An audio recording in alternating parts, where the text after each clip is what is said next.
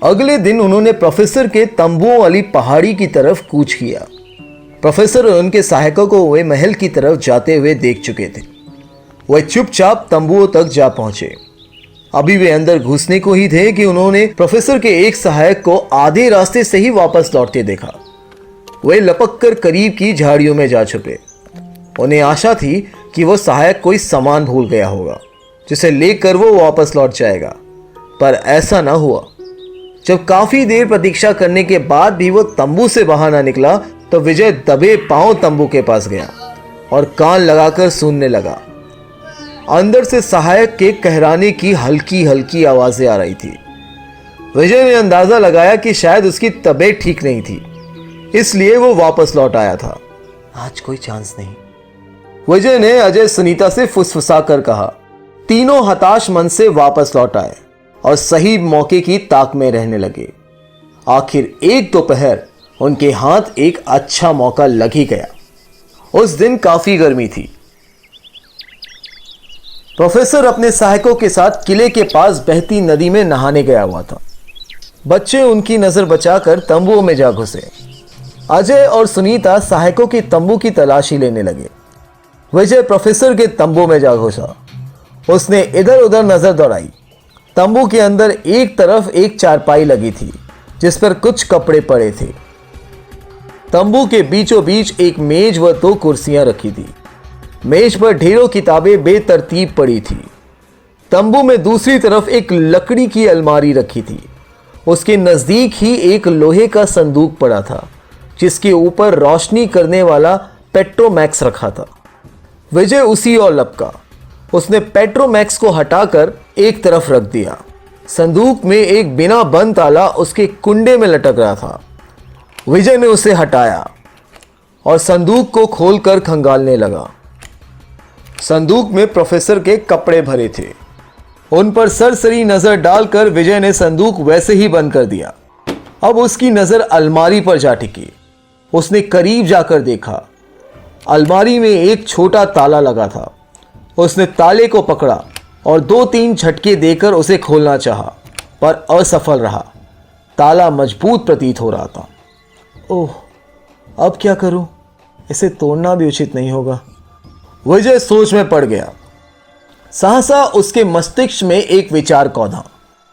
चारपाई पर प्रोफेसर के कपड़े पड़े थे। वो उस ओर लपका और उनकी तलाशी लेने लगा। उसका अंदाजा सही निकला। पैंट की पिछली जेब में चाबी का एक गुच्छा पड़ा था। उसने अपने भाग्य को सराहते हुए उसे बाहर निकाला। लगता था कि प्रोफेसर बेध्यानी या जल्दबाजी में उसे वहीं भूल गया था। जल्दी का काम शैतान का। विजय बुदबुदाया और अलमारी खोलने लपका। पहली ही चाबी से ताला खुल गया। उसने ताला हटाया और झटके से अलमारी खोली। अलमारी कई खानों में विभक्त थी। उसके ऊपरी खाने में प्रोफेसर का कैमरा, रीले व दूरबीन रखी थी। बाकी सभी खाने किताबों व कागजातों से भरे थे। विजय एकाएक करके उन्हें देखने लगा। देखो मुझे क्या मिला है। सहसा किसी की आवाज से वो चौंक उठा। उसने देखा वो अजय था।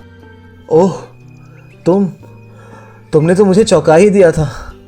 विजय ने उसके हाथों में पकड़ी टोकरी की ओर देखते हुए पूछा, इसमें क्या है? ये कहकर अजय ने टोकरी से एक सेब निकाला और उसे खाने लगा। अजय, तुम्हें ऐसे वक्त भी मजाक सूझ रहा है? विजय ने उसे झिड़का। क्या करूं, उस तंबे में तो खाने के अलावा और कोई काम की वस्तु है ही नहीं। अजय सेब का एक बड़ा ग्रास मुंह में भरता हुआ बोला। सुनीता कहाँ है? विजय ने पूछा। वो बाहर पहरा दे रही है, अजय ने बताया। तुमसे तो वो समझदार है जो ढंग का काम तो कर रही है, विजय ने कटाक्ष किया। ये तो अपना अपना नजरिया है। मेरे ख्याल से तो मैं ज्यादा समझदार हूं जो मौके का फायदा उठा रहा हूं। वो बेचारी तो बाहर तपती धूप में खड़ी है। अजय ने हंसते हुए कहा और एक नया सेब टोकरी से निकाल लिया। विजय ने उससे बहस करना ठीक ना समझा। उसने मुंह फेर लिया और कागजातों को उलटने पलटने लगा। सहसा उसकी नजर कागजों के ढेर से झांकती लाल रंग की फाइल पर पड़ी। विजय ने फौरन उसे खींचकर बाहर निकाला। वो प्रोफेसर के नक्शों की फाइल थी। वो तेजी से उसके पृष्ठ पलटकर नक्शों को देखने लगा। एक नक्शे पर विजय की नजर टिक गई। वो चौंक उठा। उसे कुछ देर देखने के बाद उसके चेहरे पर मुस्कुराहट तैर गई। विजय? सहसा उसे सुनीता की घबराई हुई आवाज सुनाई दी। वो चौंक गया। विजय ने फौरन फाइल को अलमारी में फेंक कर उसे बंद किया। अभी वो उसमें ताला लगाकर घुमा ही था कि प्रोफेसर का क्रोधित चेहरा तंबू में नजर आया। ये क्या हो रहा है? प्रोफेसर ने कड़क कर पूछा। विजय से कुछ कहते ना बना। उसने चाबी के गुच्छे को कसकर मुट्ठी में बंद कर लिया। प्रोफेसर का ध्यान गुच्छे पर नहीं गया। तभी अजय ने बात संभाली। दरअसल हमें आपके बढ़िया सेबों की भीनी भीनी खुशबू यहां तक खींच लाई। उसने बचे हुए सेबों सहित टोकरी को मेज पर रखते हुए कहा। सुनकर प्रोफेसर आग बबूला हो उठा। सेब के बच्चों, भागो यहां से! वो जोर से चिल्लाया। विजय ने अजय की आंखों में संकेत किया। फिर दोनों तंबू से बाहर निकलने को उद्धृत हो गए। अचानक अजय प्रोफेसर के ठीक सामने लड़खड़ाया। उसके हाथों में पकड़ा अध खाया सेब छूटकर प्रोफेसर से जा टकराया। प्रोफेसर हड़बड़ा गया। विजय के लिए इतना मौका काफी था। उसने जल्दी से चाबी का गुच्छा चारपाई पर पड़े कपड़ों की तरफ उछाल दिया और वे तंबू से बाहर निकल गए। बाहर सुनीता घबराई सी खड़ी थी। वो उससे जा मिले। यहां से जल्दी दफा हो, प्रोफेसर अत्यंत क्रोध से बोला। और खबरदार जो तुम फिर मेरे तंबू के आसपास भी नजर आए। उसने चेतावनी दी। प्रोफेसर का रौद्र रूप देखकर बच्चों ने वहां से तुरंत खिसकने में ही अपनी भलाई समझी। प्रोफेसर के चिल्लाने की आवाज बहुत देर तक उनका पीछा करती रही। पहाड़ी से नीचे उतरकर उन्होंने चैन की सांस ली। बाप रे, प्रोफेसर तो पूरा खा गए। ये वहां इतना अचानक आया कि मैं तुम्हें कुछ पहले से सावधान भी ना कर सकी। सुनीता कुछ लज्जित स्वर में बोली। तुमने ठीक समय पर सूचित कर दिया, वरना हम रंगे हाथों पकड़े जाते। विजय उसकी तारीफ करता हुआ बोला। और मैंने जो तुम्हें चाबी वापस रखने का मौका देने के लिए जानबूझकर लड़खड़ा कर अपना प्यारा सेब बलिदान दिया, वो उसका कुछ नहीं। अजय कृत्रिम रोष से बोला। हाँ भाई हाँ, मैं ये मानता हूं कि तुम दोनों के सहयोग से ही मेरे हाथ एक महत्वपूर्ण सूत्र लग गया है। विजय मुस्कुराता हुआ बोला। सूत्र? कैसा सूत्र? प्रोफेसर की अलमारी से मुझे उसकी वो लाल रंग की ड्राइंग फाइल मिली। वो पूरी फाइल किले के नक्शों से भरी है। उनमें एक नक्शा किले के कैद खाने का भी है। कहते कहते विजय का स्वर गंभीर हो उठा। और नक्शे तो साधारण हैं, पर कैद खाने वाले नक्शे से मुझे एक राज की बात पता चली है। कहकर वो रुका। वो क्या? अजय सुनीता ने अधीरता से पूछा। किले के कैद खाने की एक कोठरी के नीचे एक गुप्त तहखाना है। विजय ने रहस्य उद्घाटन किया। क्या? दोनों आश्चर्य से चीखे। पर उस दिन तो हमें वहां कुछ ऐसा नजर नहीं आया था। अजय हैरानी से बोला। अब सब नजर आएगा। विजय उसे आश्वस्त करता हुआ बोला। हम कल ही प्रोफेसर की नजर बचाकर वहां का निरीक्षण करेंगे। अजय और सुनीता ने तुरंत उसका अनुमोदन किया। पर कैद खाने में तो अंधेरा है, हमें टॉर्च भी साथ रखनी होगी। याद आने पर सुनीता बोली। तुमने बहुत जरूरी बात याद दिलाई। विजय ने उसकी सराहना की। तीनों अगले दिन की योजना बनाते हुए घर की ओर रवाना हुए।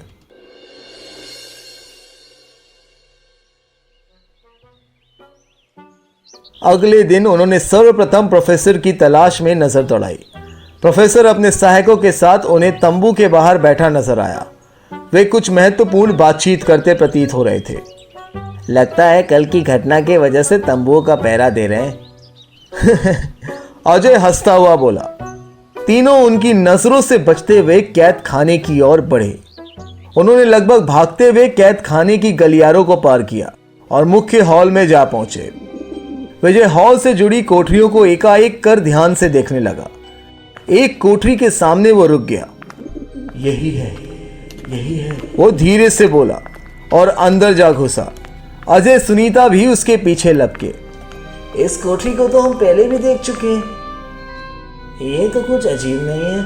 अजय उस खाली पड़ी कोठरी में इधर उधर नजर दौड़ाता हुआ बोला। विजय कुछ ना बोला। वो कैदी के सोने के लिए बने चबूतरे को गौर से देख रहा था। पत्थरों से बना किसी चारपाई के आकार का वो चबूतरा जमीन से लगभग 2.5 फुट ऊंचा था। उसकी ऊपरी सतह को समतल बनाने के लिए उस पर एक पूरे आकार का पतला स्लेट नुमा पत्थर लगाया गया था। विजय ने उस ऊपरी सतह को टॉर्च के पिछले सिरे से ठोका। उसे ठक ठक की खोखली सी ध्वनि सुनाई पड़ी। मिल गया। वो उत्साहित होकर बोला, तलघर इसी के नीचे है। सुनकर अजय और सुनीता खुशी से उछल पड़े। वे दम साधकर विजय के कार्यकलापों को देखने लगे। विजय चबूतरे को ढके उस स्लेट नुमा पत्थर की सिल्ली को सरकाने की कोशिश कर रहा था। उसके प्रयास से वो सिल्ली हिलती प्रतीत हो रही थी। यह देख अजय फौरन उसकी मदद को लपका। दोनों ने मिलकर जोर लगाया और पत्थर की उस सिल्ली को सरकाकर एक तरफ हटा दिया। तब तहखाने का द्वार हट चुका था। तीनों कौतूहल से चबूतरे के अंदर बने रिक्त स्थान को देख रहे थे। नीचे अंधेरा छाया था। विजय ने टॉर्च की रोशनी उधर डाली। तहखाने के द्वार में कुछ नीचे द्वार से पत्थर की एक लंबी चौड़ी सिल्ली बाहर की तरफ निकली हुई थी। सिल्ली पर्याप्त बड़ी थी और उस पर आराम से खड़ा हुआ जा सकता था। उसके आगे कुछ भी दिखाई नहीं दे रहा था। बच्चे तुरंत उस सिल्ली नुमा सीढ़ी पर जा उतरे। उसके आगे और कोई सीढ़ी नहीं बनी थी। विजय ने टॉर्च की रोशनी नीचे की ओर डाली। उस रोशनी में उन्हें जो पहली चीज नजर आई वो थी एक बांस की सीढ़ी जो उस सिल्ली नुमा सीढ़ी के निचले हिस्से से टिकी थी। ओह, तो प्रोफेसर ने सीढ़ी यहां छोड़ी थी, विजय बोला। उसने उस सीढ़ी पर कदम रखा और सावधानी से नीचे उतर गया। अजय और सुनीता ने उसका अनुसरण किया। नीचे विजय ने टॉर्च चमकाई और तलघर का निरीक्षण करने लगा। तलघर ऊपर बनी कोठरियों से काफी बड़ा था और उसका फर्श पत्थरों से निर्मित था। छत का भार संभालने के लिए उसमें जगह जगह खंबे बने हुए थे। उन खंभों और तलघर के सपाट दीवारों पर लगे हुकों से जहां तहां जंजीरें लटकी नजर आ रही थी। बाप रे, ये जगह कितनी भयानक है, अजय चारों ओर देखता हुआ बोला। लगता है ये तलघर खतरनाक कैदियों के एकांतवास के लिए बनाया गया होगा, विजय अंदाजा लगाते हुए बोला। यहाँ सीलन की कितनी बदबू भी है। तो तुम क्या यहाँ गुलाब की खुशबू की उम्मीद कर रही थी? अजय ने उसे चिढ़ाया। नहीं, मुझे गुलाबों की खुशबू की उम्मीद तो नहीं थी, पर मैंने ये भी नहीं सोचा था कि यहाँ तुम्हारी जुराबों से ज्यादा बदबू होगी। सुनीता ने नहले पे दहला मारा। अजय अभी उसे कुछ जवाब देने को ही था कि विजय ने उसे रोक दिया। हमें ये फालतू की बहस छोड़कर तहखाने की जांच पड़ताल करनी चाहिए। विजय की प्यार भरी झिड़क सुनकर वे दोनों भी उसके निरीक्षण कार्य में जुट गए। विजय कभी तलघर की दीवारों को टटोलता तो कभी उसके फर्श को ठोक बजाकर देखता, किंतु फर्श या दीवार कहीं से भी खोखले प्रतीत नहीं हो रहे थे। अजय दीवारों व स्तंभों में लगी जंजीरों को खींच खींच कर देख रहा था। उसे उनके पीछे किसी गुप्त स्थान के होने की उम्मीद थी, पर उनके प्रयास विफल सिद्ध हो रहे थे। उनके पास एक ही टॉर्च होने से निरीक्षण कार्य में काफी समय लग रहा था। विजय और अजय, देखो यहाँ क्या है, सहसा सुनीता उत्साह से चिल्लाई। उसकी आवाज तलघर की दीवार से प्रतिध्वनित होकर गूंजी। सुनीता एक कोने में स्तंभ के पास खड़ी दीवार की ओर कौतूहल से देख रही थी। दीवार का वो हिस्सा विजय को वहां से दिखाई नहीं पड़ रहा था। विजय फौरन उस ओर लपका। स्तंभ के पीछे छिपी दीवार में एक छोटे दरवाजे के आकार का रिक्त स्थान बना था। यह देख वे उत्सुकता से भर उठे। विजय ने टॉर्च की रोशनी वहां फेंकी तो दूसरी तरफ एक अन्य कक्ष दिखाई दिया। तीनों लपक कर उसमें प्रविष्ट हुए। उस कक्ष की दशा भी पिछले कक्ष के ही समान थी। सीलन भरे उस कक्ष में जहां तहां जंजीरें लटकी नजर आ रही थी। वो कक्ष पिछले कक्ष से काफी छोटा था। उसकी एक तरफ की दीवार में काफी ऊंचाई पर एक छोटा सा छेद बना था, जो उस कक्ष में हवा के आने जाने का एकमात्र स्रोत था। उस कक्ष में कोई स्तंभ नहीं था, अलबत्ता एक कोने में कैदी के सोने के लिए एक चबूतरा बनाया हुआ था। पत्थरों से बना यह चबूतरा ठीक वैसे ही देख रहा था जैसे चबूतरा तलघर के द्वार पर निर्मित था, जिससे होकर वे पिछले कक्ष में उतरे थे। तीनों उस चबूतरे की ओर लपके। विजय ने टॉर्च के पिछले सिरे से चबूतरे की सतह को ठोक बजाया, पर वो अंदर से ठोस प्रतीत हो रहा था। अजय की मदद से उसने चबूतरे की ऊपरी पत्थर की सिल्ली को सरकाने की कोशिश की, पर वह टस से मस ना हुई। ऐसा लगता था कि वो मजबूती से चबूतरे से जुड़ी है। वो काफी देर तक प्रयास करते रहे पर असफल रहे। इसके नीचे कोई गुप्त स्थान नहीं है, विजय निराशा से बोला। फिर तीनों ने उस चबूतरे को छोड़कर अपना ध्यान कक्ष की दीवारों पर लगाया, पर वे भी ठोक बजाने पर ठोस प्रतीत हो रही थी। दीवारों पर कहीं कोई मूर्ति या पाषाण चित्र भी बना नजर नहीं आ रहा था। वे काफी देर तक जांच पड़ताल करते रहे, पर कोई नई बात या खजाने का सूत्र उनके हाथ ना लग सका। तलघर में कुछ नहीं है। काफी देर की जांच पड़ताल के बाद विजय ने हताशा से घोषणा की, हाँ, अगर सचमुच कुछ होता तो वो प्रोफेसर निकाल ना ले गया होता। अजय बोला, अब क्या करें, घर चलकर पेट पूजा और क्या। अजय वहां छाए उदासी के वातावरण को अपनी चुहल से दूर करने की कोशिश करता हुआ बोला। तीनों बाहरी कक्ष की ओर बढ़े।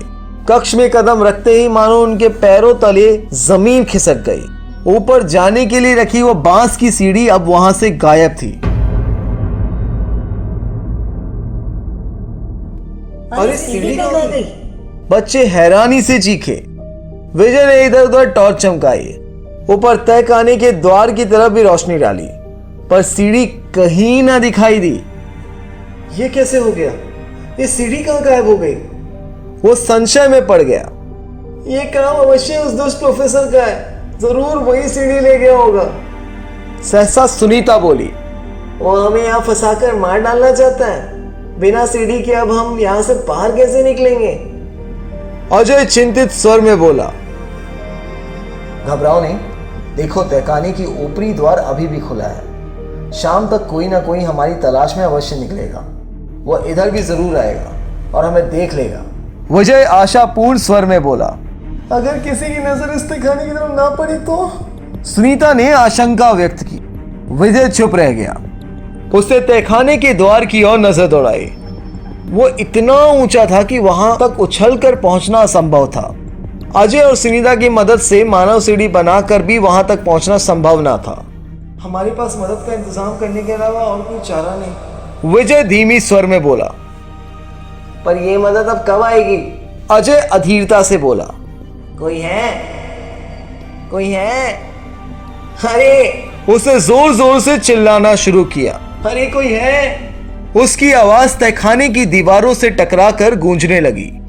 काफी देर तक चीखने चिल्लाने के बाद भी जब वहां कोई ना आया तो हताश अजय खामोश बैठ गया। सुनीता प्रोफेसर भार्गव को कोसने लगी। थोड़ी देर बाद वो चुपचाप बैठ गई।